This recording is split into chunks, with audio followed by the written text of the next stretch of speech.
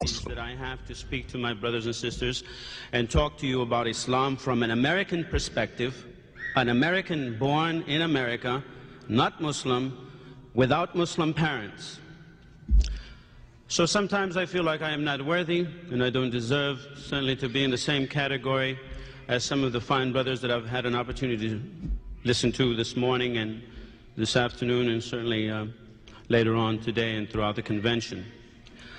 But I have learned one thing about Islam, and that is that you do not argue with God. So I'll take whatever Allah subhanahu wa ta'ala blesses me with, and I hope to do the best that I can. I have a very kind of unique background in a way. To kind of recap a little bit about my experiences, I'm originally from Texas, small West Texas town called Lubbock. And it's right in the center of the Bible Belt, kind of, very religious, lots of churches in the city. Being Hispanic, I speak Spanish fluently.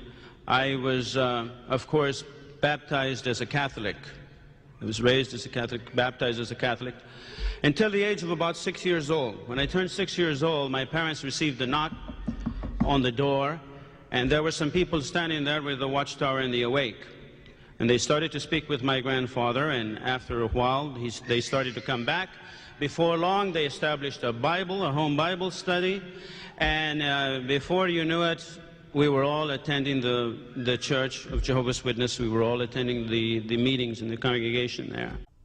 Well, the whole family started to go as a Jehovah's Witness. Before long, I started gaining a very accurate knowledge of the Bible, which is kind of an irony because anyone that's familiar with the scriptures knows of the book of the people knows that that in reality has been polluted so much throughout history.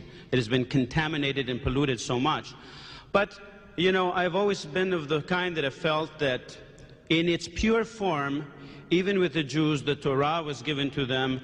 In its pure form, until it was moved around and polluted, it was from God. The Injil, the same thing. The gospel, when it was given to Jesus at the beginning, before the pollution, before the contamination, was good and sound. Well, my knowledge of the Bible started to grow. I began to study more and more. By the time I was 13 years of age, I was baptized as a Jehovah's Witness. And I had this fire, this ambition inside of me to want to do more of God's work. So by the time I applied myself, and then by the time I was 16 years of age, it was something very unusual that wasn't done. I was approved and given their blessing, and I started to speak to great crowds, big crowds of people. I started to give talks in their different congregations. By the time I was 20 years of age, I had my own congregation that I had to pastor or take care of. So as you can see, I was very much entrenched into the teachings of Jehovah's Witnesses, especially knowing that they were different from the world. But see, the world looked at them anytime, especially Western society, anytime you're different, they look at them as extremists, fanatics, fundamentalists. Sounds familiar, huh? I realize now that it was all in Allah subhanahu wa ta'ala's planning for me. I didn't know it at that time.